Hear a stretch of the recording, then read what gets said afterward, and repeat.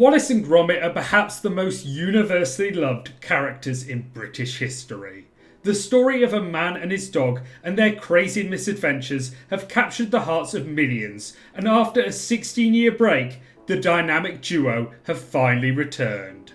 But with the release of the brand new film Vengeance Most Fowl, I think it's time to take on what might be the toughest challenge of all time, as I attempt to rate all 6 masterpieces from Aardman in the ultimate ranking, to find out what is the greatest Wallace and Gromit film ever.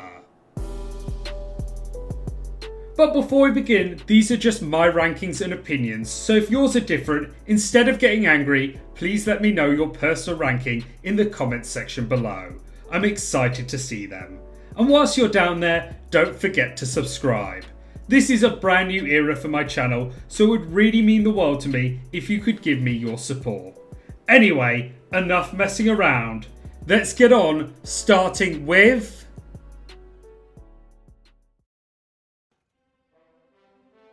6th place. A Grand Day Out. Look, it's difficult for me to place this in last place because not only is it superb, groundbreaking and literally out of this world, it's also the very start of the Wallace and Gromit universe. I mean, to think that a huge portion of this was made in Nick Park's basement, and it's just mind-blowing. It literally pushed the history of claymation forward as an art form, and that's why it will go down as a masterpiece, especially at its time. But of course, with it being the first ever short film and the fact that it has the least budget, it does lack a few things. But mainly the thing that's lacking for me is Wallace and Gromit themselves. I mean, the first half is of course stacked full of them and has so much charm, which made thousands of people instantly fall in love with these characters. But the characteristics, the mannerisms of the duo are just not there overall. And when they actually go to the moon, well, from there it just goes through its paces a lot more. I'm not in love with the robot villain, even though his goal is kind of beautiful, but it does just feel like the story goes a bit more through the motions. Like the goal was to get to the moon, and once they've achieved that, it was just a story to fill time.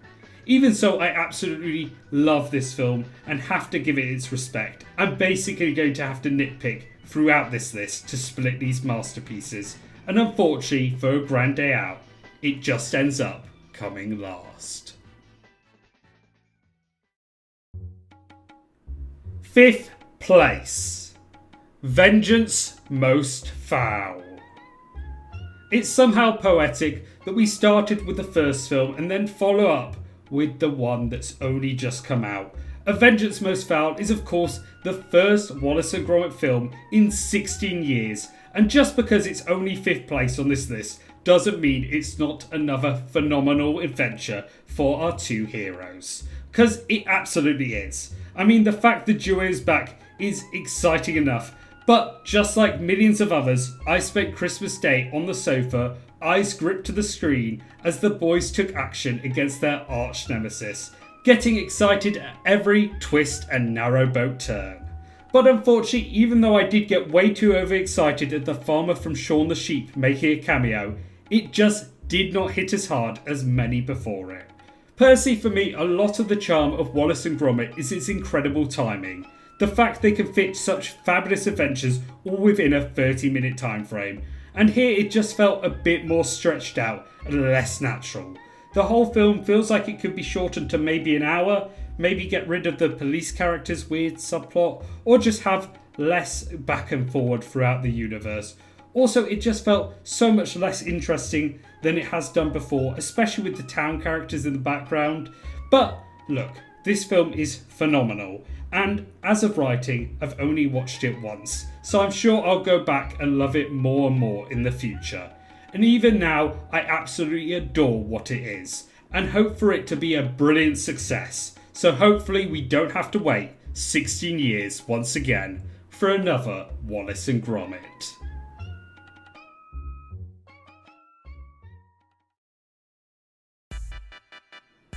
4th place. The Curse of the Were-Rabbit. From one feature film to another, the absolutely phenomenal Curse of the Were-Rabbit is somehow 20 years old this year, and yet it feels like it was just made yesterday with how brilliant it is. This film is just joke after joke after brilliant joke, all mixed together with a fantastic story to just be phenomenal.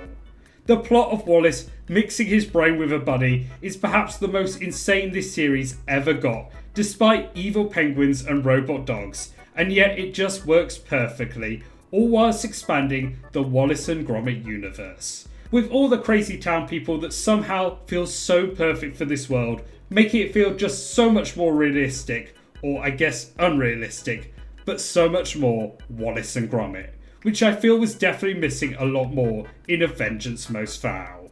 But I guess I somehow have to tell you why this film is only placed in 4th place out of all these wonderful films. And I guess for me it's just like A Vengeance Most Fowl, where the pacing feels a little off when stretched to a full movie. A lot of the incredible stuff is here, but it does feel a little more stretched out. Not as much as A Vengeance Most Fowl, but still a little bit.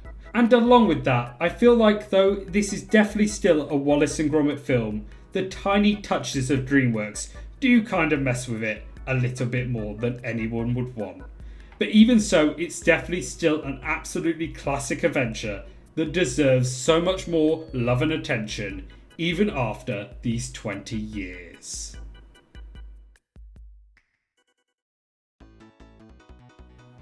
Third place, A Close Shave.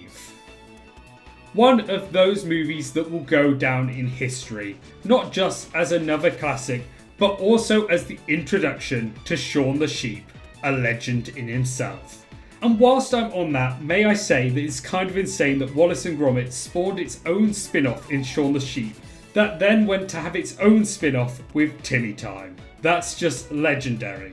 But anyway, what can I say about A Close Shave that hasn't been said before? It's a delight, with so many interesting and hilarious moments, from the classic wake-up sequence that I feel is the most Wallace and Gromit it can be, to the incredible inventions for their silly little window washing business, to that chase scene near the end, which is just so funny that it really does leave a lasting memory. I mean, I still want a Gromit plane in my life. And the fact that it's been referenced several times since in the franchise does show how impactful that scene was. And then there's the ending, which is so hilarious with how Wallace's heart breaks purely from his crush being lactose intolerant. It's genius writing. I guess my only issue is I feel sometimes the timing is too quick, which is perhaps stupid of me to say, especially after my last 2 films' complaints. But I'm specifically talking about when Gromit goes to jail, which does feel a bit sudden and like it was added on to add some drama. But then almost immediately he escapes, and I get that it was just to progress the plot. As I said, it does go into the greatest scene of all time, or one of, but it just doesn't sit perfectly for me in what is a pretty much faultless film otherwise, which just says so much about our top 2 spots. Because honestly, all these films have been incredible, but the next 2 are just on another level. Starting with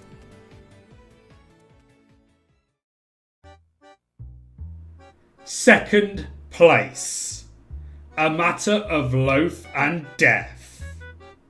I know this is a controversial one. I know for a lot of people they don't love this film like I do, but for me it's just so special. I guess it's worth dropping some context here that as a child I didn't love Wallace and Gromit. In fact, I was positively terrified by them. Something about Wallace's nose being all pointy, it was the same with Postman Pat, just gave them a horrible look to me, which of course nowadays I love. But up until A Loaf and Death, I refused to watch a single one of these films. And then comes along this fabulous, superb adventure that is brimming with so much charm, so much silliness, and I just adore it. And in an instant, my heart was changed. And Wallace and Gromit was suddenly now 2 of my favourite, most beloved characters in history.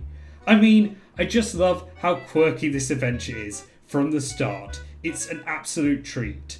Paella is simply one of the best villains in animated history, and of course, she's still number 2 in the Wallace and Gromit universe, but in terms of pure villainy, she's just crazy. To think she killed 12 men before the film even begins, and yet somehow she just gets more and more demonic throughout this film, to the point that I will say she's probably underrated as a villain, because she deserves so much more plaudits, even for the backstory alone. And then you have Fluffles, which alongside Gromit becomes one of the greatest love stories ever. I mean, for Gromit to finally get a win and get his girl, it's just so heartwarming, and honestly, if I could ship 2 characters ever, it's these 2. I don't care about any of Wallace's love interests, but this pairing is my absolute favourite of all time.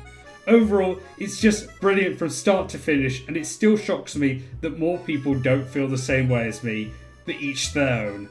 I guess, for me, it's one of the greatest shorts in history. It is just that good. But even then, it can't beat the best of the best. First place. The Wrong Trousers. What is there to say, really? Even though every single one of these films is a delight, even though all of them deserve award after award, even after everything, this masterpiece is just on another level. A level that is perhaps unreachable for any other Wallace and Gromit film ever again. The Wrong Trousers is art. And I'm not just saying that, I legitimately think it's some of the best British filmmaking that there's ever been. In fact, some of the greatest filmmaking, full stop. From minute one, this film is sensational. It's funny, it's charming, and it has some of the best set pieces out there.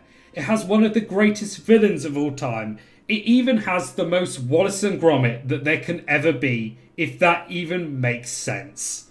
There's so many parts of this film that I just adore beyond compare. From the introduction of Feathers to his dead stare, I mean the amount of character and energy brought between just Feathers and Gromit, all without them never making even a single noise, is just phenomenal to begin with. Then you have the initial trouser sequence, straight into the heist scene. Nothing will ever be funnier to me than Wallace screaming "The wrong trousers, Gromit" over and over again. And then even beyond that, you have what is in my opinion the greatest scene in British media history with the toy train chase. It's just phenomenal from start to finish. I mean, I barely have the words to describe how amazing this film is. It may seem like I'm over exaggerating, but I'm not. This is truly the greatest piece of media out there in the world to me, and I absolutely love it. Just go and watch it now if you haven't, or even if you've watched it 100 times. That half an hour is 100% worth it, because The Wrong Trousers is the best Wallace and Gromit film ever. But with that being said, we've now reached the end of this video. I guess before we leave, I did want to give a massive shout out to Aardman Animations and to Nick Park for making these incredible films that are such a lovely part of my life. I got to show them all to my girlfriend for the first time this Christmas before Vengeance Most Fowl came out, and those are some of my favourite memories ever. I really do hope you enjoyed this video. I put a lot of love and care into it, and I'm truly interested to see what everyone thinks of these films. And if you did like what you saw, please subscribe, because it would really help me out with the future of my channel. Anyway, on that note, remember the cheese, Gromit, and as always, peace.